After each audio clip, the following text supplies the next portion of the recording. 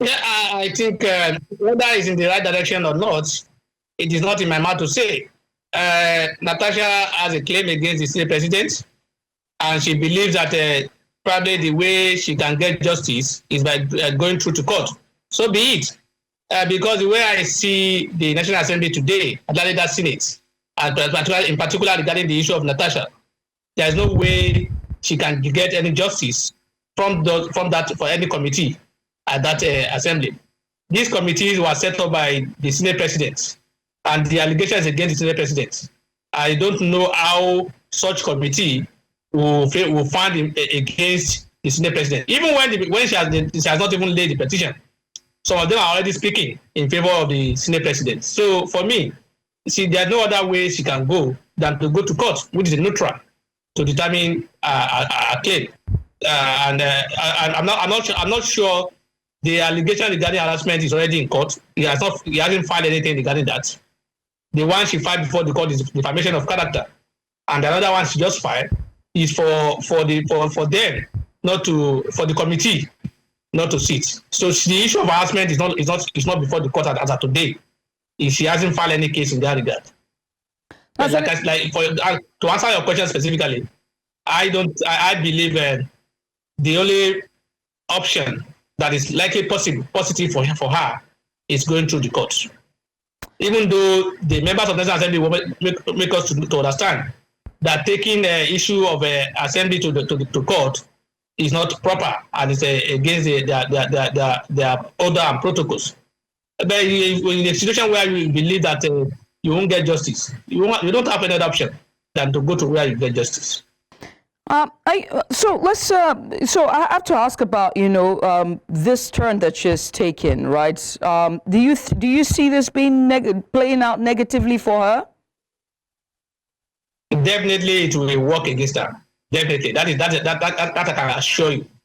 That will work against her negatively. But I also believe that with time they will settle the matter out of court. But that particular step will work against her. Probably in the rest of her stay at the Senate.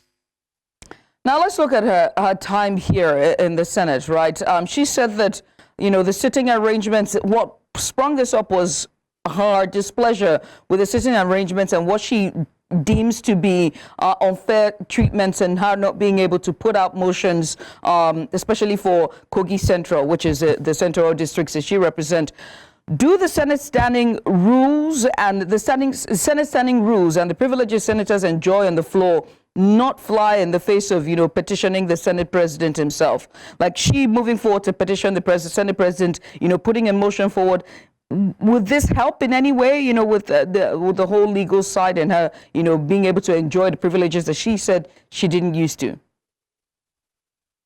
Like I said earlier on, definitely that will work against her. Because the Senate President would definitely not allow her to enjoy some of the things she may likely enjoy because of this particular claim.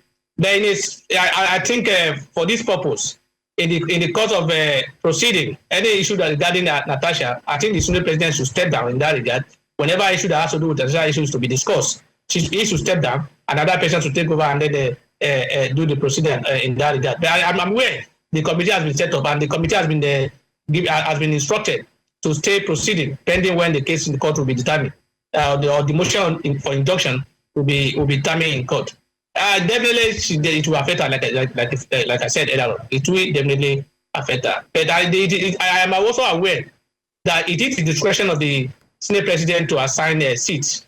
What this issue or this Ulabalu probably was due to the issue of what Natasha has in mind, the issue of sexual harassment. Probably that was what brought this aggravated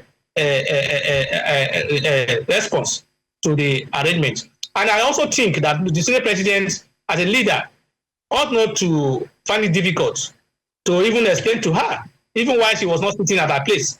There's nothing difficult in telling her, look, this is the reason why we do this. This is the reason why we do that. You cannot say until you sit in your place, we will not tell you anything. No, the laws are made for men, and men are for law. So law is not something that is static that we cannot bend. When you explain to her, then she will understand what you are saying. Similar thing happened to the Senate President. Yeah. And Dr. Gratazagi, took the time to explain to him. And when he got that explanation, he rendered apology.